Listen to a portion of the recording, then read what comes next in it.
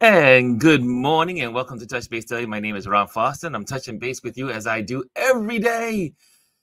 It is Thursday. It's almost the weekend. One more day and it'll be the weekend. How are you guys doing? I hope you guys are doing well. Today we're going to be talking about child labor and Project 2025. And I'm going to send these off to everyone. And I see here Chris is trying to call me. I'm going to reach out to him in a moment. But yeah, so guys, how are you all doing? And let me just say hello to everyone. Oh, who is first in the building? Okay. Let me send this out to Chris. Hold on a second. He's probably saying, I think he's in town. Let's see.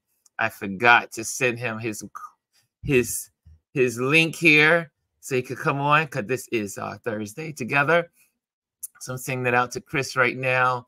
And there we go. Got my schedule all mixed up here. Okay, there we go. Chris, you have your information there. Hopefully you're in the building. If not, you may be away. I don't know. I just saw you call me. I couldn't answer because I'm live. Okay, Chris is the first person in the building. Oh man, Chris Baylor is the first person in the building. Oh yes. Oh yeah. Oh, I forgot to send Gwendolyn her. Gwendolyn, let me send you also a link. My bad. And so she'll be coming up as well. So let me do that. Let me send that out to our wonderful Gwendolyn. And here we go. And I see, let me send this to Gwendolyn because she's going to be sharing about child labor today and Project 2025. So we're going to get that to her. She's going to be leading that conversation. And so we're all in here. The good thing about having a community is that we have everyone in here that has something to say and can also lead in conversation. Okay, Chris is in the room. I'm going to bring Chris on. What's going on, Chris? Sir, you got me calling around the place looking for you. Sorry, I just got to Gwendolyn. I'm like, have you heard from him this morning? Sorry. That's okay. Just making sure you're okay and you're still alive. See, the whole purpose of me starting Touch Base Daily was so that people, when they did not see me, they would know something is terribly wrong. Well, I was a little concerned. It's like, all right, it's 3 after. I'm like, I'm texting you. I sent you messages like I'm ready, and I don't see anything. Like, okay. I had to make a nature call. Okay. Look, I get it. I get it. Brian is in the building. He says happy Friday. He's second in the building. And Gwendolyn is in the building. She's saying, no, we are no Chris Baylor. And she says morning to all. She's going to be here again. I sent her link. Jazzy is in the building. Good morning, Jazzy. Good morning, everyone. And Chris is in the building. David is in the building. David Mascaro. I love that name. I love that last name. It's like roll those R's, Mascaro. Anyway, good morning from California. He says, looked like a good time last night with Joe and Seth. We have nothing like that out here that I know of anyway, with that caliber of photographers. And speaking of that, since David has brought us on, at least brought that to our attention, last night I had the greatest time returning back to Adorama's Education Learning Center. And Seth and Daniel are the ones that have been putting this on for years. It's where I learned how to become a professional photographer. I would go there every day. If there was something at lunchtime, if it was something after work, I was there every single day. I became a fixture on the wall. So last night I walked into the room, had so much fun. They were like, look who's here, look who's here. And I was like, yes, I'm back. And I sat in my regular seat that I usually sit in the front. And we had a great time. Joe was there, Joe McNally. And I said, Joe, it's been so long. So it was good to be in the space. Joe McNally is one of the most amazing photographers. He's done some of the most amazing work for Sports Illustrated. Well, that's been a lot. It's so the list goes on, but I'm not gonna go. But definitely, Sports Illustrated is like one of his main magazines that he's done tons and tons and tons and tons of photos for. Anyway, he gave us a illustration of how to take photos, portrait photos of athletes, and it was really good. I mean, he have the 5 lights set up. You know, this is in your corner, Chris. The speed lights and everything set up, and it was wonderful for all those that love photography.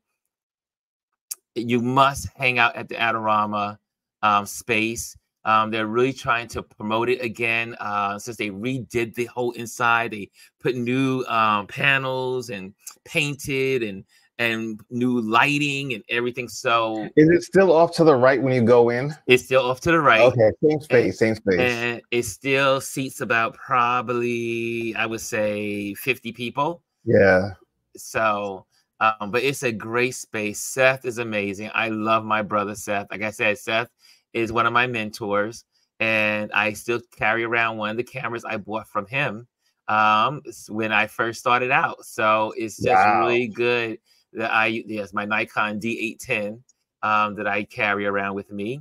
And then to end the night, obviously you can catch the whole video on my YouTube channel where we are here today. And let me see if can I pop that on? Let me see if I can pop that on. I'm gonna go there because it was such a cool night, and man, he really he answered lots of questions, and people were calling in and asking questions as well. Let me see if I can get this up here. Hold on a second. I know that I'm on live with you guys, and okay, here it goes. Okay, so I'm gonna pop this. Here we go. Let me change this out. Let me stop sharing that and now share this. Okay, so yeah, that's what happens when you're live. You can just you have a community. You can go at your own pace. This is not television. We're not constrained. Here we go. Let's see if I can get that up there. YouTube, and let me see that up there real quick. Based on the angle of her body might be in certain fights. Okay, here we go. Do experiments as you come on. Freeze that, and here we go. You see, I've already put out too many lights, so I never made anything I couldn't overlight. So there we go, and we'll start off with a couple of basic, sort of simple things. I'll show you a couple of examples because Seth and I had a talk earlier today about sports on and off the field, and I've done a lot of that. I've shot hardcore sports, I've shot Olympics and all of that, but probably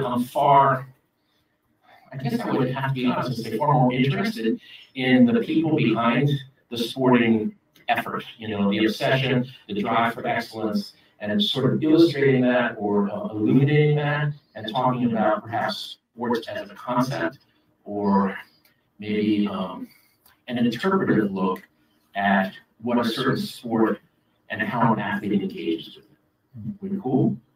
Yes. Was that a question, sir?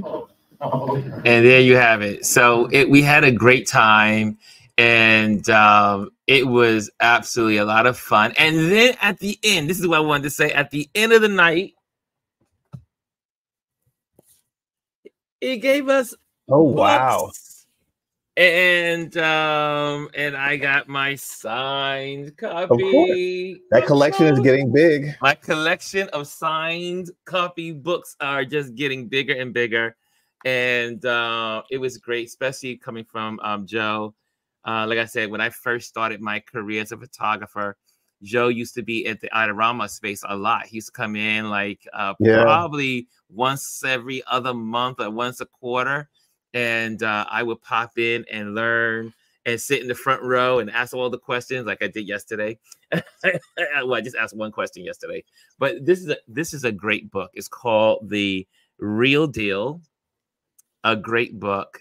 And it has his whole career of photos in it. And I can just turn to any page and is going to show off his amazing work. And so check it out. Sports Illustrated, working with National Geographic, working with New York Times, working with all these different people. So it's a great book, and I'm excited to have another signed copy book in my library.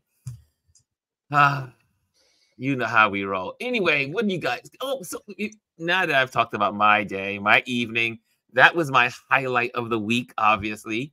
And again, you can catch the whole lessons and footage and all the coverage that I did on my YouTube channel. Just click on that and you'll see that you can get the whole thing. It's about roughly an hour and 25 minutes long. And he really goes in on shaping the steps of how to light someone. And it was a lot of fun. And thank you, Adorama, Seth, and Joe McNally for an amazing presentation last night and a night of learning. Thank you. And guess who else was there? Janet was there. Janet, our Janet. Oh. She says, who's that up there? And I looked back, I said, Janet. So it was a beautiful night, and other photographers were there. I just love I love community. Community is where I thrive. Whether it's the Adorama community for photographers, or it's my meetup community, or it's Touch Base Daily community, or I'm being ambassador at the Manhattan Chamber of Commerce.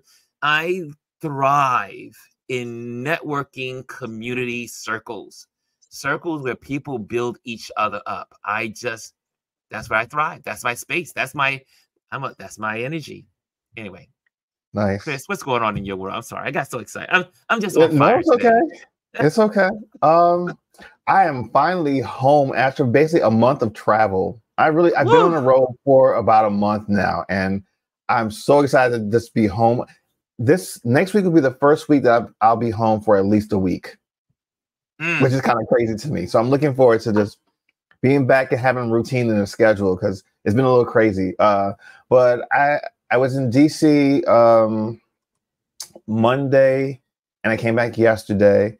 I had a photo shoot with the Renaissance man, Mr. Reginald Nash, also known as Rex. Something that it's a project he's working on. He's been working on for a couple of months now, and it's going to take a while to finish, but I'm a part of it, and I'm really excited. All I'm going to say is that I stepped out of my comfort zone on Tuesday, and it's going to be exciting. So I'm looking forward to seeing the final product. Man, any other projects coming up where you have to, you'll be in the sky again? Well, I think I'm going to be home pretty much for the month of August, unless something comes up, which can very well happen. But I'll be traveling starting September again. We got the guys. They're performing, nonstop until the end of the year. But I'll be going to a few of their shows out in California. They've got a big show out here in Philadelphia on the 23rd or 28th, I believe, of August at the Dell. In Vogue and Tamia are on the card for that one, so that's gonna be a great show. Looking forward to that. And they've got a lot of amazing shows coming up. So keep it locked for everything After 7 Music. Yes. And I'm actually working on some of the content from the show that they did on Festival at Sea. That was a celebrity cruise concert. They were on for one night. We left to St. Thomas on the 16th, got on the ship on the 17th, and got back off on the 18th. And of course, when I called in last week, Friday, I was in Charlotte, North Carolina, stuck in all the craziness. But yeah, I'm glad to be home. So you'll see me on a regular for the next month at least. Well, I am glad to have you back. It's always great to have you on. I wish I could say at the seat next to me, but you're on the seat next to me virtually. Virtually. And so, David says, did you film that with your phone? Yes. I have a beautiful set. Ooh, I don't like to promote people unless they I hate Samsung. No, I shouldn't say that. No, I have a beautiful Samsung. I told a young lady asked me, She said, "Oh my gosh, your photo! She said, how you filmed it is so beautiful. It came out so good." And yes, I have to give credit to Samsung. They do have great cameras on their phones, and I took great coverage of it. And also, for those that are on YouTube and you wonder why your pictures are grainy, go into your settings and bump up your video output. So it'll say regular, like it's just like to save your Wi-Fi, whatever, to save bandwidth, but you can pump it up to high, and then you'll get higher quality in your YouTube videos. Okay, so make sure you do that. David says, did you film that? So yeah, I filmed it with my phone. Thank you, David, for that question. And AS says, thank you for sharing Adorama Sports photo shoot with Joe and Seth. The class was very educational. Yes, it was. Hey, Derek is in the building. D. Tuggle is in the building. So good to see you. There's Janet. Wait, there's Janet. Believe it or not, I actually learned a few things despite not really knowing anything about lighting. See? Yes. Learning. The place I thrive. I love learning. I'm a sponge. I'm a walking sponge of education and learning. Chris says, Joe McNally has been a resource of mine since 2009. Some really cool info. I have always liked Joe McNally. Yeah, his work is incredible. Joe McNally is a beast. Hey, Rex is in the building. Mr. REXD is in the building. Rex says he loves studying lighting. Yes. Let me tell you something. The one thing I will say about Rex, he has a quick study, and I mean, I watched him. I helped him set up the lighting, like just Rex top is amazing notch. With lighting. Top notch. We did. I think he did a 5. I think it was a 5 light setup, and we whipped it. He whipped it together like really quick. You know, a lot of any good photographer will have in their head already what they want to do and know, and especially if you're doing it over and over again, you can just kind of pump it out just like that. And let me tell you something, I can't wait to see the final photos for this, because it was amazing. Just seeing some of the previews on the computer, because I went through all of them before I left, but once he gets to editing, yeah, you guys had a photo shoot, right? You went to DC for a photo shoot with Rex. Yeah. Yeah. Okay. So I think, you know what we're going to do? We're going to bring our Gwendolyn on. We're going to get this thing started. Today is we're going all in from now to November about Project 2025. We've been talking about it every week ever since our beautiful community sister Elise has brought it to our attention. She was the first person to make us aware of Project 2025. And we've been diving in as a community all year long and for the last 6 months. And but now we're really going to be pouring our time into it. One is that also there's a lot of great information out there, and there's a lot of cool people out there. But before Gwendolyn comes on, I do want to share this one thing. Hold on a second. There we go. And because this is going to lead us into the conversation, and then she's going to take us there. Here we go. There we go. Hold on a second. Where am I? Here we go. Okay, got it. There we are. Okay. Are y'all ready? Are y'all ready? Let's go. Here we go. And let's play. Project 2025 is dangerous for our children. It proposes weakening child labor protections by amending hazard regulations to allow employers to put young people in unsafe working conditions. Currently, young people are not permitted to work inherently dangerous jobs due to significant safety concerns that have long been established and enforced by the U.S. Department of Labor. Project 2025 would change that. The authors want to get rid of the policies put in place by the Department of Labor and allow America's youth to work these jobs. Why? Because they believe that some young people show an interest in trying more dangerous jobs, and it would help with the worker shortage in dangerous fields. Let's keep our kids safe by spreading the word about Project 2025. Project have it. There you 2025 have is it. dangerous for Hold on our a second. children. It proposes weakening child labor protections by amending hazard I think it's regulations. still playing somewhere. Yeah, it was on my there we go. So I mean, this is information that we need. It's Project 2025. I also will have all the links in the description. So I have also from Democracy. I think it's from it says Project 2025 CAP, and a couple of other information that you guys can download. So we'll have all that in the description after it'll be with the video. Live with the video. Okay, we're gonna bring Gwendolyn on because she's leading the conversation today. What's going on, girl? I'm good. I'm good. How are you guys? Doing good, doing good. Let me remove my little banner so you can see my head. Might want to take care of that. There we go. There we go.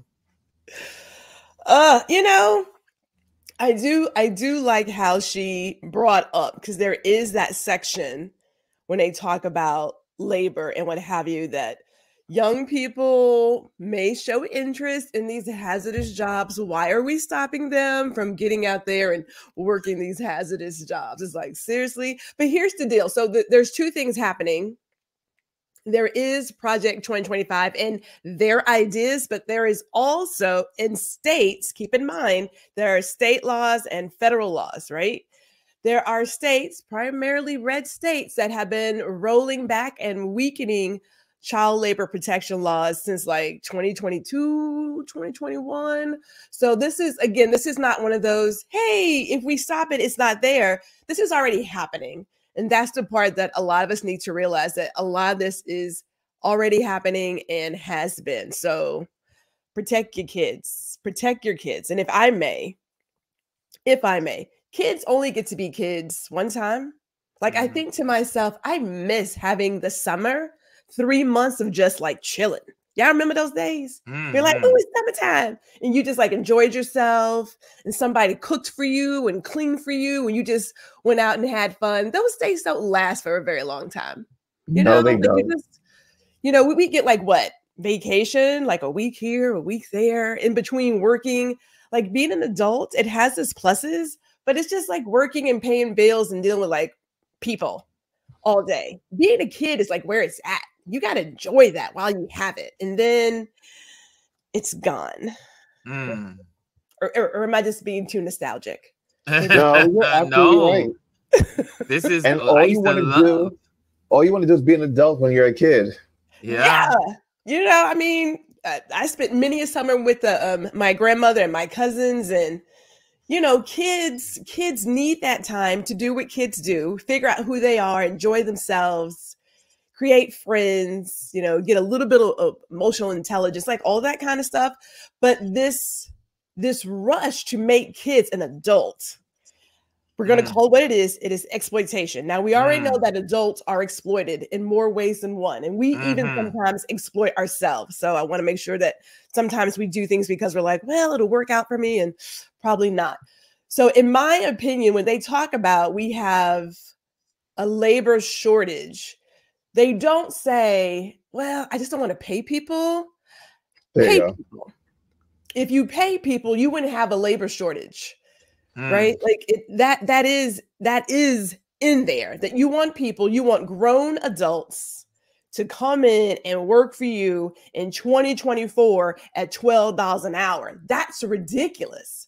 It's ridiculous. So before I get into it, there is the story of the mother. Forget what state is in, what city is in, but she was the manager at Burger King, hired her son and his friends for the summer. You know, and they were working really hard to get them off the street. Well, everybody got fired. Not because it was nepotism, right? It's because the kids were being paid a wage that kids shouldn't get paid. Now, make that make sense. I want you to, I mean, like when we talk doing about the same job, it's legit. Like, they do believe that kids should not come in and do the same job as an adult at the same pay rate. Sounds familiar, I believe, as a woman. Like, I shouldn't be paid what a guy is paid, but I don't want to go there today.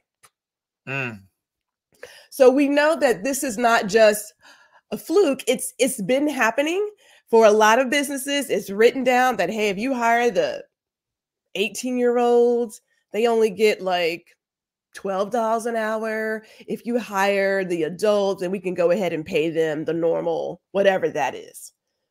It's exploitation, right? Like if someone comes in and does a job, pay them the money it takes to do that job. Absolutely. So a couple of fun facts for us, if we will, in 2023. So we're going to look at fiscal year 2023. In regards of child labor investigations, there were 955. That was up 14% from the previous year. And I'm going to pick on Kentucky today because Kentucky likes to clearly really exploit the kids. There was a distribution center in Kentucky that had 11 and 13-year-olds operating forklifts. Wow. 11, 12, and 13-year-olds operating forklifts and picking up warehouse orders and products. Now, I don't even have a forklift license. I remember being asked to take the test, and I was like, I'm gonna pass on that because I walk into walls standing up. So the last thing you want is Gwendolyn on a forklift. You know what I mean? I'm just saying. But imagine now an 11-year-old operating a forklift.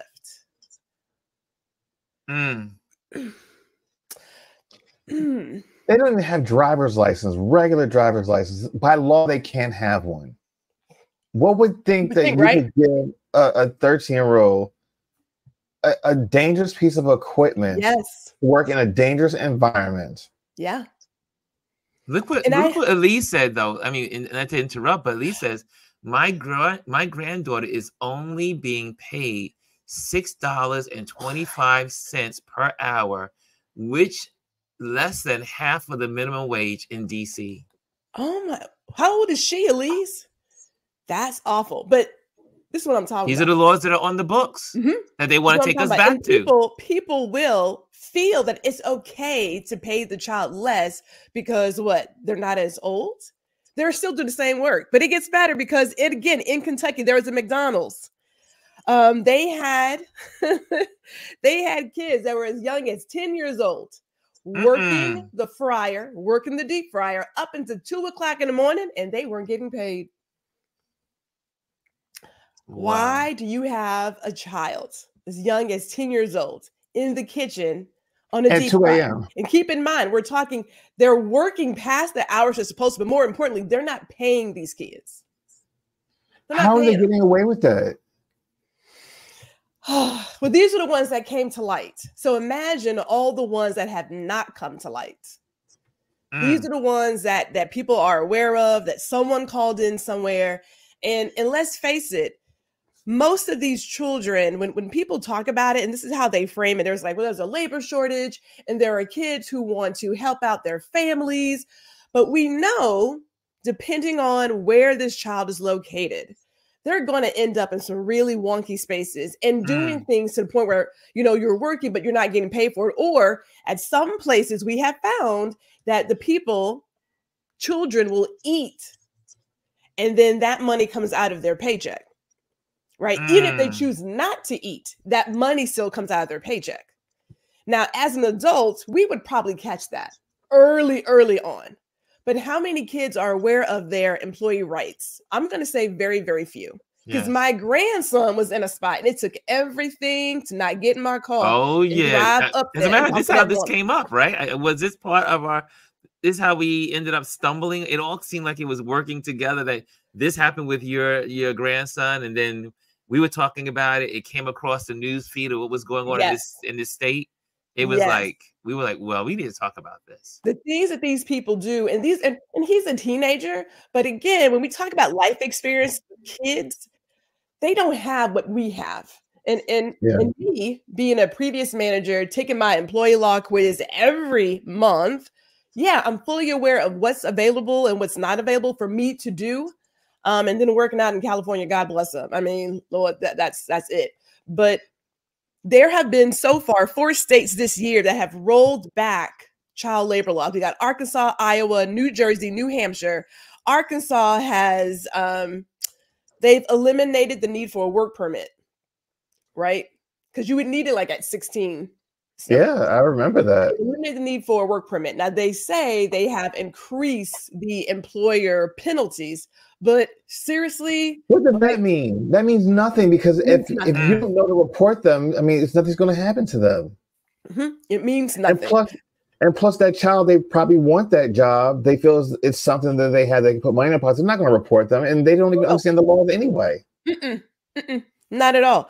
Iowa, they have passed 3 laws that will remove restrictions for minors working, but also give them extended working hours. Right, so they can work later in the night. And then people make this whole deal of, but they can work at the school and be at the concession stand, then why can't they work here? Those are not the same thing. So let's not put those two things together. I don't know about most people, but you know, my parents made sure that we were in the house at a certain time. Yeah, we actually did not work. Hold on, a lot of states even have curfew laws for kids. You can't be out on the street past like 8, 9 o'clock. So how is it you're going to work until 2 a.m. in the morning, and you can't even drive to get home? And in a lot of places, buses don't run past a certain time. What the hell is going on? No, well, not only that, but who are these parents? That point right there. I mean, if you're a parent and your child is not home and he's 13 or she's 13 years old at 12 midnight, I remember when I was 13-year-old. You know what the sound was for us to be home? That street light. There I go, there I go, there I go, there I go. That came on it's on WBLS. It popped on, and we knew it's time to go home. Time to go home. Yeah, we had the street lights. Yes, that street light came on. Street light pops on. Yeah. And not only right after that was going to be that song. There I go, there I go. We heard it on because everybody was always playing BLS. So, you know, this is that part where even as parents, it's not my spot to judge how someone wants to raise their child. It's not my spot. Now, keep in mind, if you have a farm, then obviously this does not impact the family business because the farm is a whole nother thing. Yeah, right? That's a whole other thing over there. So they are not in this boat. And I understand the whole idea of teaching your kids worth ethic. I mean, we had chores, stuff like that, but we didn't work. Yeah, Kimmy brings up a good point. She says, yes, Ron, unfortunately, those parents may be living in poverty. And someone also said that may be the only income that may be coming into that household is by the child. That is true. I agree with that completely. But this is also where I believe for a lot of these red states where they can prey on people. Because it'd be different if it was, hey, I got my child working and they're bringing in $20 an hour. You know what I'm saying? But these kids are not doing that, right? Yeah. They're not being paid a fair wage. And then let's go ahead and add on to that. You get into a cycle because if you don't have the time to get home and get some sleep before you go to school, and you're worried about working, there is a shift in your interests. That's how I see it, which is why my parents were clear that until you get to a certain point, you're not working. Even when I was in college, my dad was like, look, you can get a job on campus, but you're not working. Now, I know everybody can't do that.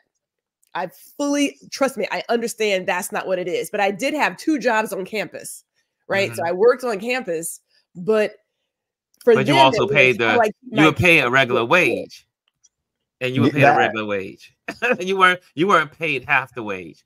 Here's something that I clipped out and I wanted to share with you all just to have this in the discussion so that way you'll be able to know that what we're talking about.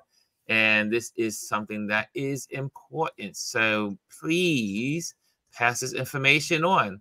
Again, here it is. This is talking about, this is from CAP 20, another organization that is really focusing on Project 2025. It says Project 2025 will exploit child labor by allowing minors to work in dangerous conditions with fewer protections. And then it goes into, it's an amazing story. This will be also, again, inside the link of our description, but it talks about the days of old when kids were exploited. And that's why this is why when people talk about state, we want to put everything back to the state. the states never do what's right. And that's why we have federal laws, because the federal laws trump, not to be a pun into that horrible name of a person, but I mean, kids were being used during the 1800s for their labor during the Industrial Revolution. And so it goes all in it on about the federal law protection, understanding the Federal Law Protection Act. And so again, check this out. I'll have this link for you guys inside the description, but it also, so here's Project 2025 fails to recognize that although teens may be attracted to dangerous jobs, they may not understand or fully appreciate the consequences or risk of such labor. Can I just comment on something? We talk about kids and how, they're not old enough to vote until they're 18. They're not old enough to have alcohol until they're 21. They're not allowed to do this, they're not allowed to do that because one, the brain isn't fully developed. But yet and still, you can decide to go put kids in environments where it could be dangerous to them and them not knowing consequences to bring home, what, $6, $7, $12 an hour? That doesn't make sense. It's contradictory to everything, all the other messages that they're putting out there. So these guys, it's only beneficial for them when it's beneficial for them. You know what I mean?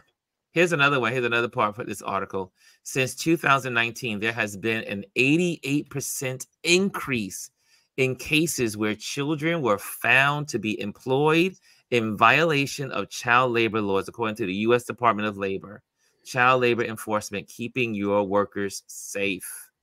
So, guys, this is real. This is a real topic. I didn't even, again, one thing about Project 2025, it's allowing us to really see the how we're structured as our country, how is our country structured, and then all of the things that are in place to protect us, and how because they want to remove them. Sorry, I see it as it's for me. So when I look at how they approach work, and again, they like to use the idea of families and kids supporting their families. Personally, if you're in the poverty community, I hate to say it like that, or lower income, to get out of that cycle, it takes a great deal. We know that education can get you out of that cycle, right? We are fully aware of that. When you start impacting the education, i.e. getting rid of the Department of Education and pushing the idea of charter schools or a voucher program, and you're emphasizing the need to have more trade schools and apprenticeship and just start working, you are really making that divide of the two classes even wider. Because again, their kids are going to keep going to college. We know that. You put it back into the state's hands of who gets the money for educational purposes. Now, Texas, and I'm sorry, I'm going to say it, Ron, I'm going to say it. Governor Abbott, his bitch ass, when his voucher program didn't get the support he wanted in 2023, he withheld money from the public schools. So much so that a number of schools are having to say districts are having to close down schools. Now, in their plan, they are saying that the states would have the deciding factor of where the money goes for education. When you look at voucher programs, and we're going to talk about wealthy people take advantage of all the things that others really need. Think about the PPP program back in 2020. All of those corporations who jumped up to get that and raided the bank. Raided it. Didn't need it. Even though they qualified, they didn't need. They took that money, and then only when they got called out, they were like, "Oh no, you can go ahead and have that money back." So we know that with voucher programs, people who are already sending their kid to private school, well, they're already doing it, but that won't stop them from taking advantage of the funds. So it's like a refund for them. They're already getting it. They're already getting it. There are programs here in Texas that will give your child money for food. So i.e. like an EBT card, right? They don't need it, but because they qualified, they will take that money, making it hard for everybody else who really needs it. So when you think about what does an education look like for a community that doesn't have the tools? I'm watching HISD. They are removing libraries. Now, we're not going to talk about how they feel about libraries and librarians. We'll talk about that some other day. But they're removing these libraries to give them detention centers. Now, they don't want to call them detention centers. They got some fancy name that's still a detention center.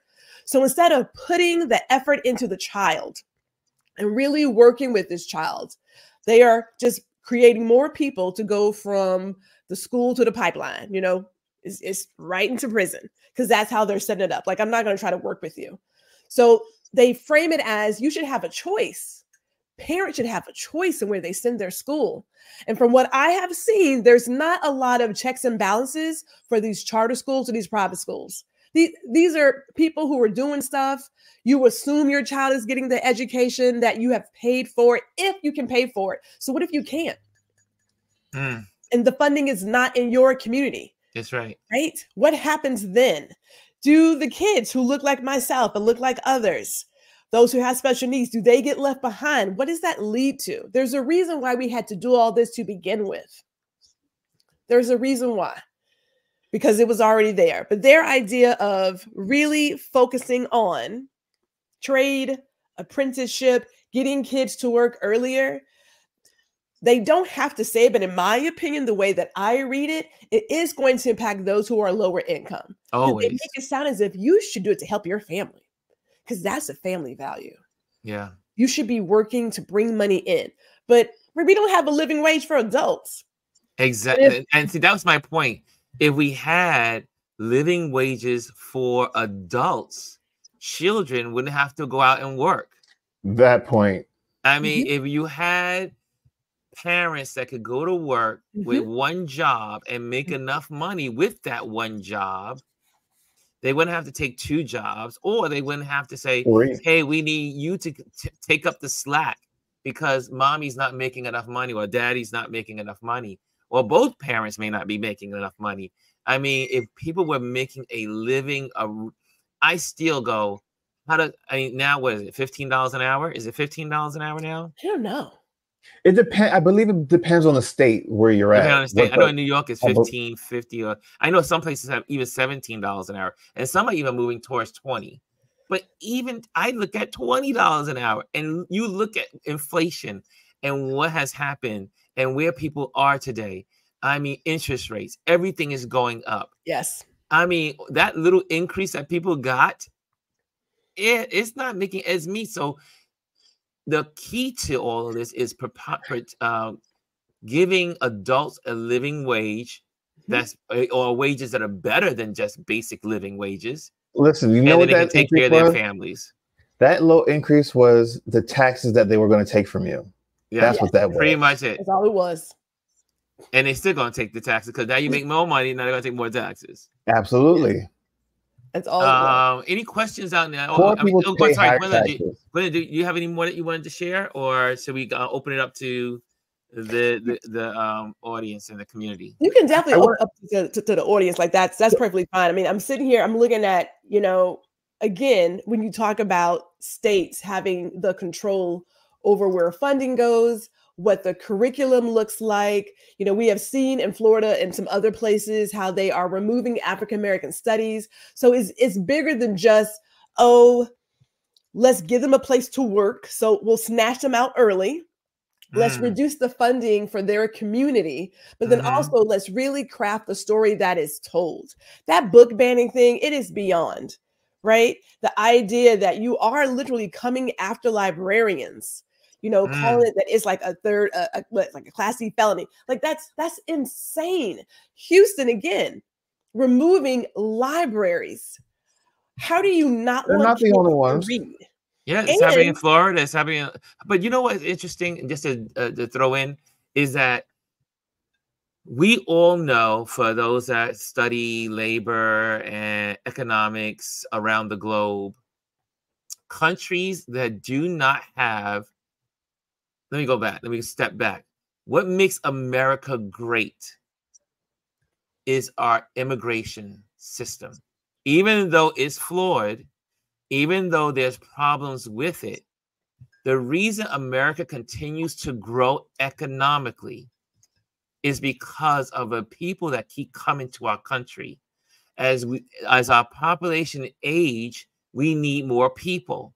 And there is, and what the Republicans are not saying, there is, and well, they just said it in this child thing here, right? The child labor. There is a shortage of workers in America. We need immigration. We need immigration. The reason why Japan, remember Japan was like the big thing, and Japan was like buying up New York and buying up this place and buying everywhere, and they were the top of their food chain as in financial. We were like, oh my God, when I was on Wall Street, Japan's going to take over the world.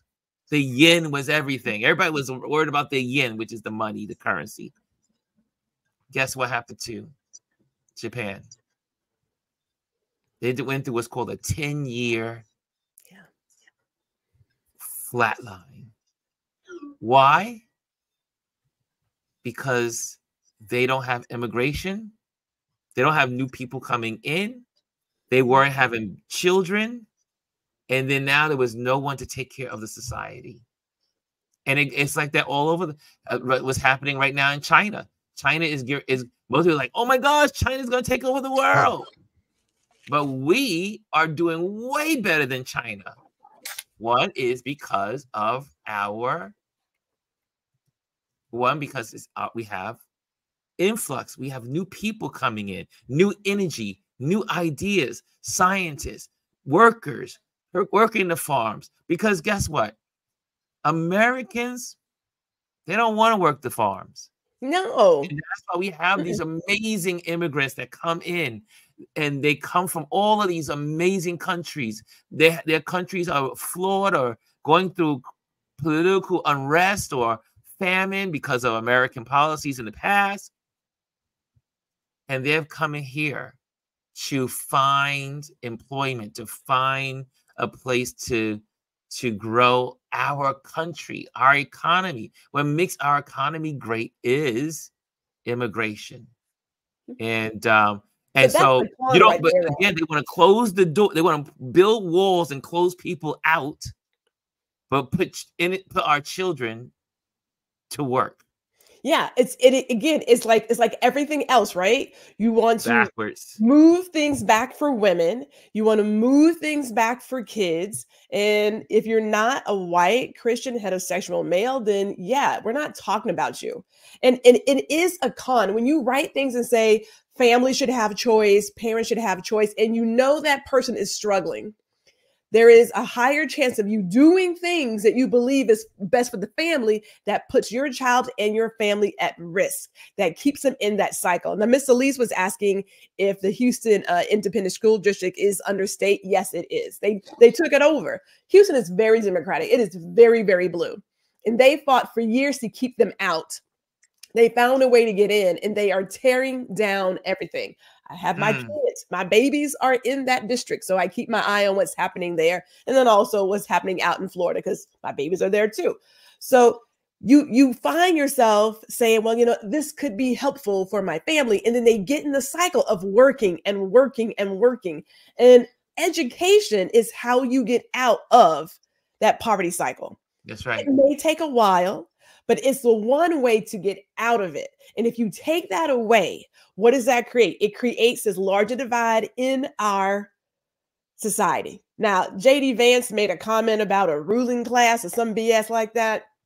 But they're telling themselves, they're telling you who they are. They tell you exactly who they are.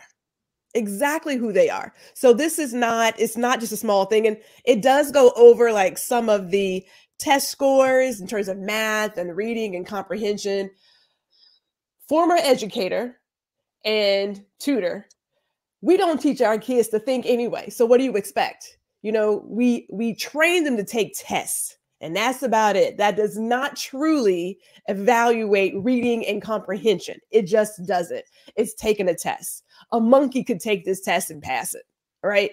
So those test scores, this is just me, but they line this out like we need to take it back to traditional. We need to get back to faith-based education. There is a whole kerfuffle of information in there, which is why I was telling Brian, like, you can't tackle Project 2025 in an hour, let alone 16 hours. Like, you really take each in 6 months and go over it. Like, we didn't even get into how they're looking at rolling back some of the other protections that you get, like from, was it Title IX and what have you? Mm-hmm. But I do remember the portion where it said, if you take a loan, you got to repay your loan. That part was in bold. So we're not going to forget that. So there are some other things in there about education, but I link all this together with the rolling back of child labor laws and the reduction in support for public education. I believe they are linked. And I do believe they are looking to keep people who are in the middle or just about out in that spot and to make it even worse. So you really do have a ruling class and then you have the others. That is my interpretation of it. And the actions in these states say that, in my opinion. Well, thank you for that, Gwendolyn, taking the lead on this conversation. And this is, again, we're going to keep sharing because there's so much to share about Project 2025. Joy Reid has also said on her show, for those on Joy Reid on MSNBC, that they're going to be tackling Project 2025 every day on her show from now to the election. And also, I want to give you guys something, and the link will be here, but I want you guys to have this as well. This is called, I think this is by the Marcus Elias group, and it's called The People's Guide to Project 2025, and it really breaks it down in a colorful way. Instead of like reading the manual, you could still read the book if you want to read the Mandate to Leadership, which is their Project 2025. But they bring it down so that way you could talk to your families and your family members, your neighbors, and they break it down to the need and what we need as people, and then how Project 2025 will change that. For instance, like cut wages, create unsafe workplaces, and destabilizing our economy. Then they break it down. Then they go into they take the numbers and break it down really clean. It's easy to read on the eyes. I'm loving this. This is like, I was like, holy, yes, this is something I could read like all day long because my legal reading legal documents. I used to read manuals and legal documents when I was in college, but look at this. It says, make it harder for Americans to make ends meet. And then it breaks it down.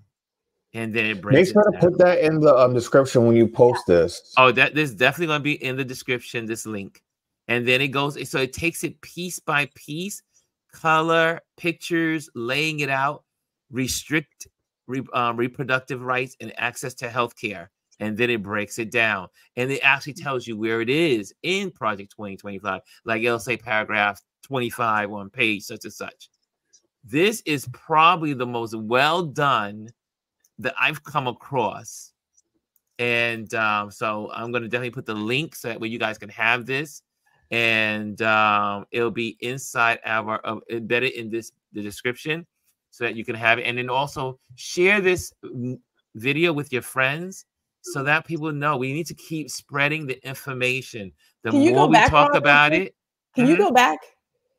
Go back one more. Yeah, right there. Enable discrimination across society. Throughout the mandate, it does talk about like just because it feels like discrimination doesn't really mean it's discrimination. I'm like these people are off their rocker. Here it is. It's threatened by decades. That someone created something that puts into layman terms, because unless you really explain it in layman terms, people think, well, does that really impact me? Yes. Yeah. Yes, it does. It does. It does impact you all across. It definitely does. Look at this. Set polluters loose and undo climate action. Like they want, and again, this is what the Chevron case was about when there's SCOTUS that said, okay, you know what? You don't need this. You don't need this. We're overturning it. So that means now companies can now pollute the waters like they were doing. Like they were doing in Flint, like they were doing in all the other places, little small towns in Mississippi, little small towns little small black towns, little small towns with indigenous people. They don't care about indigenous people. They don't care about Hispanic populations. They don't care about black people. No, that's where the pollutants will go. And that's why, again, we cannot go back to state rights. We need to stay and make sure that these federal laws are strong and staying strong, because those federal laws protect the people, protect society, protect the poor, protect those that are weak. Here's one thing, though. We have to solidify and codify a lot of these things that are on the books into law, like to actual laws, so they can't be overturned like Roe versus Wade, because that's where the problem lies. It's like you do these executive orders, or you do these little things, but unless you make it a law, unless Congress passes it and it becomes a law, they can be easily overturned or thrown out by the Supreme Court. And I mean, just look at what the Supreme Court is doing. I pray to God that Biden, before he leaves out reforms of the Supreme Court, puts term limits, put ethics into, let them have ethics and have oversight by Congress, because they're completely out of control. And hopefully they will add a few more justices on the court. Yeah. Well, guys, I think did you learn something today? If you learned something today, you know how we go. If you learned something today, could you put in the chat what you've learned? One thing. So we took the time to share this with you. You can take the time to respond and say, I learned such and such. So one thing before you get ready to sign off, lots of people did the win with Black women, win with Black men. I just wanted to make a note. Tonight, there will be Black, gay, and queer men for Harris. It's another Zoom call. So for those that are Black, gay, and in the queer community, please jump on and support, and let's raise some more money for Kamala Harris. This is so important. And what I've loved is how people have galvanized and just come behind her, and they're really just lifting her up. Everyone thought that no one wanted to see her as the nominee. And look how much money she has raised in like 3-4 days. It is the week is, this is incredible. Last night, the Hispanic population got together. Hispanic women gathered last night to Hispanic women for Kamala Harris gathered together last night. Tonight is also white women for Kamala. Yes. They are gathering tonight to raise money, to come together, to also have rotation of people speaking and sharing, like all the other platforms have been doing. And this is a new momentum. Think about what's happening. Yes. People are galvanizing and coming together and saying, wait a minute. And then I heard that the Asian women are coming together. I think it's tomorrow.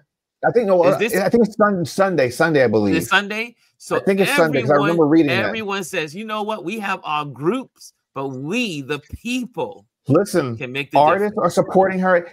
Even Beyonce gave her the right to use her song Freedom. Yes. That commercial dropped today. She uses it now at her campaign stumps, and is actually the first commercial to use the Beyonce song, because Beyonce does not license out her music to anybody. Yes. So just think the momentum. If we can keep this momentum going for the next 104 days, this is reminding me of 2008 and Obama. Like the feels are just and this is way beyond Obama. Yes. Think about where we are today and when Obama announced his presidency. To run for president. Yeah. These people. Can I go back to a correction for the men's night? The men's. We gotta talk about the Black men. The Black men came out 54,000 strong. Yes. 54,000 strong and raised $1.5 million. Y'all, it's crazy. This is crazy. People didn't even see this coming. There was a teacher on Threads who said, it is one thing to understand the assignment. It is another to complete it. Oh, there you go. Right? So everybody's like, I got the assignment. Great. When the time comes, when you get in that in that booth, I need you to do right. because sometimes we have seen people will do what people do. I want to make sure I'm gracious today. And no, Ron's like, she's not going to do it. It's because it's not my channel. Yes. So if your loved ones are not ready to vote, talk to them. Yeah. Make sure things get together. Because, you know, people will do performance things, but I love the interview. Even my husband has said, I need to make a donation. I was like, my husband who never donates to anybody in terms of politics. I was like, there is a God. Leave Mr. Jack alone. Just saying. Elise says, remember, there is no makeup exam on November 6th. Exactly. Yeah. We got to save democracy. And it's all, and for those that missed Biden's Oval Office address last night, it was brilliantly done. It's going to be one of those speeches that we'll be reading about in history. And it was a George Washington moment, because people don't realize how important the George Washington moment was. They were saying, you could be a king, you could be a king, you could run, you could stay in office. And he said, I'm out. I came to do what I came to do. It's time to set precedent and make sure that no one stands in office longer than they should. And this is not a kingdom. This is a country based on democracy. And so it was the same kind of feel, and he in sharing the passing of the torch. So if you missed that, go see it. I'm sure you'll see clips of it today, but it was definitely worth your time. And Gwendolyn, where can people find you? I am GR Houston Jack on YouTube and Black Power Bunny on Instagram. So yes. And like I said, I talk about my baby. So child labor laws, child exploitation, and the war on women is always going. So that's where I thrive. Great. And Chris, you're here every day, but where can people find you? I am constantly changing the number 4 me here on Instagram and everywhere on social media. So it's just one name. On Instagram, though, you have to put the underscore after constantly, but it's the same everywhere. And Chris, could you send me in our private chat the link to the gay, the LGBTQ? I'll text it to you. I'll text it to you. And I can put that. Of course, you have to sign up just like all the other ones. It's all being done through StreamYard. Yeah. So I'm gonna put that in the link. I'm gonna put the white women's link in, and if there's an Asian women's link or men's link, I'm going to put that. I'm going to try to keep these links going in our descriptions of these videos on YouTube. So that way you'll check have the private chat. Okay. It's in the private chat right now. Put them in your community tab too, Ron. Yeah. Thank you. In the community tab. Yes. Thank you. Thank you. I'm starting to use these tools. And for those that don't know, in this community, we do have a community tab. So check out our community tab, because that's where I'll be linking and placing things like this, so that way you can have it. So yes, we do have Touch Base Daily. Ron Lewis Photos has a community tab in YouTube. Let's start using it, and let's grow together. Let's build a community, because we are part of the people. It's we the people. We can change this country. All of us working together, individuals coming together makes we. Let's do it. So live life like you mean it this week or today. Live life like you mean it. And what? Stay focused on what matters. We're out of here, y'all. Thank you, guys. Thank you. Thank you, Gwendolyn. Thank you, Chris. You are the best. That's why I roll with you. That's why I roll with you. Anyway, I'm out of here. Oh, I clicked on something by mistake. Here we go. That wasn't supposed to happen. Stop laughing at me. Goodbye.